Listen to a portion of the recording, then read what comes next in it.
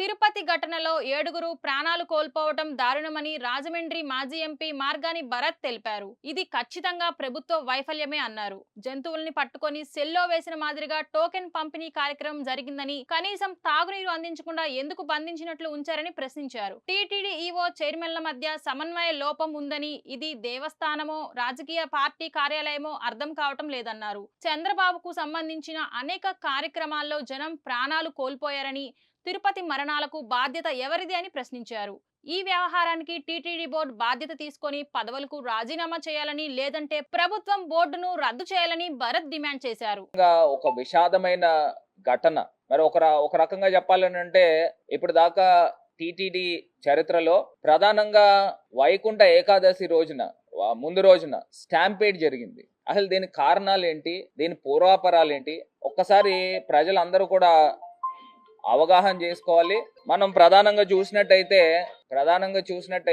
తిరుపతి పైన కాకుండా తిరుపతి కొండ కిందన వీళ్ళు ఏం చేశారనండి, 8 పాయింట్స్ లో వైకుంఠ ఏకాదశి టోకెన్స్ వేస్తామని చెప్పేసి 3 టీటీడీకి సంబంధించిన ప్రదేశాల్లో 3 ప్రదేశాలు, మిగతా 5 ప్రదేశాల్లో గవర్నమెంట్ స్కూల్స్ అనో మనం ఎలక్షన్స్ పోలింగ్ జరిగితే ఎలాగైతే నుంచోబెడతారో ఆ ప్రక్రియ ప్రకారం నుంచోబెట్టారు. ఇక్కడ ప్రధానంగా పద్మావతి పార్క్ లో ప్రజలందరినీ కూడా భక్తులు వివిధ ప్రాంతాల నుంచి వచ్చారు. వాళ్ళందరినీ కూడా తీసుకుని వెళ్ళి పద్మావతి పార్క్, అక్కడేమో బైరాగి పట్టడి అని ఒక ప్లేస్ ఉంది, అందులో టోకెన్స్ ఇష్యూ చేసే కార్యక్రమం. ఈ పద్మావతి పార్క్ లో ఉదయం 8 గంటల దగ్గర నుంచి ప్రజలందరినీ కూడా దాని లోపల వేసేసి ఆ పద్మావతి పార్క్ గేట్ తాళాలు వేస్తారంట. ఎంత ఆశ్చర్యకరం అంటే, పోనీ తాళాలు వేసిన వాళ్ళు ఆ లోపల సౌకర్యాలు ఏమన్నా కల్పించారని అంటే అది లేదు. మంచినీళ్ళు లేవు, భోజనాలు లేవు, లేకపోతే చిన్నపిల్లలు ఉంటారు, వాళ్ళ పరిస్థితి ఏంటి?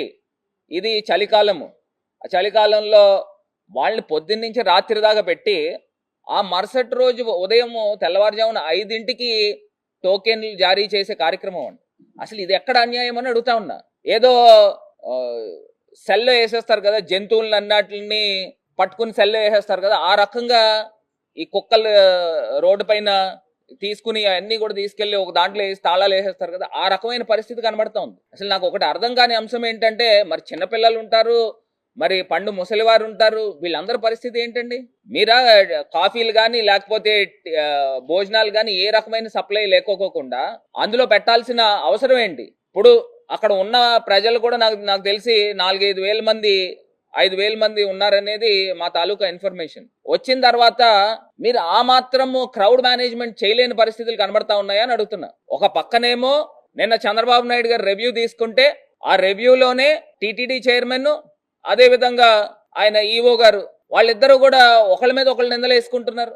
ఒకళ్ళకొకళ్ళు పడట్లేదు, సమన్వయ లోపం ఉందని చంద్రబాబు నాయుడు గారికి తెలుసు. అసలు అక్కడ ఆ రకమైన కార్యక్రమం చేస్తూ నాకు ఒకటి అర్థం కాని అంశం ఏంటంటే, అసలు దేవస్థానమా లేకపోతే రాజకీయ పార్టీ కార్యాలయమా? అసలు అక్కడ ఆ రకమైన ఆ ప్రక్రియ ఏంటండి? నాకు అర్థం కాల.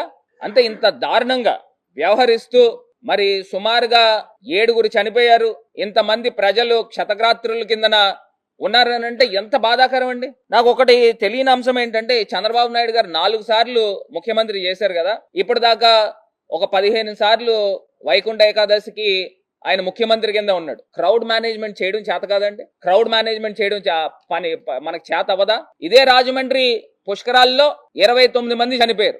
ఎవరి గురించి చనిపోయారు? కేవలం చంద్రబాబు నాయుడు గారి పబ్లిసిటీ గురించి. అదే చంద్రబాబు నాయుడు గారు రాజకీయ సభల్లో మొన్నటికి మొన్న అది ఏం చేశారు? కందుకూరులో 3 చనిపోయారు, ఇంకొక చోట 8 మంది చనిపోయారు. చీరలు పంచుతున్నాము అని రాజకీయ మీటింగులకి రప్పించుకుని అక్కడ కూడా స్టాంపేడ్ జరిగిన కార్యక్రమం. మరి మొన్న తిరుపతిలో మరి 7గురు చనిపోయారు.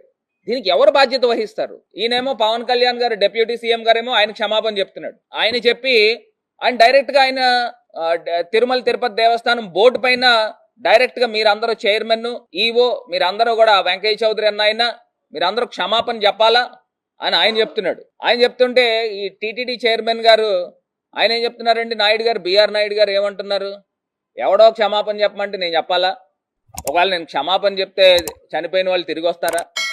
అసలు ఇదేం మాటలు నాకు అర్థం కావట్లా. అంటే ప్రాణానికి మీరు ఇచ్చే విలువ ఏంటనేది ఇక్కడ కనబడతా ఉంది. ఈ బోర్డుని ఇప్పుడు నేను ఇవాళ మేము మా సూటి తాలూకా డిమాండ్ ఏంటంటే, తిరుమల తిరుపతి దేవస్థానము బోర్డు వీళ్ళు బాధ్యత తీసుకుని వాళ్ళు ఇమీడియట్గా రాజీనామా చేయాలి.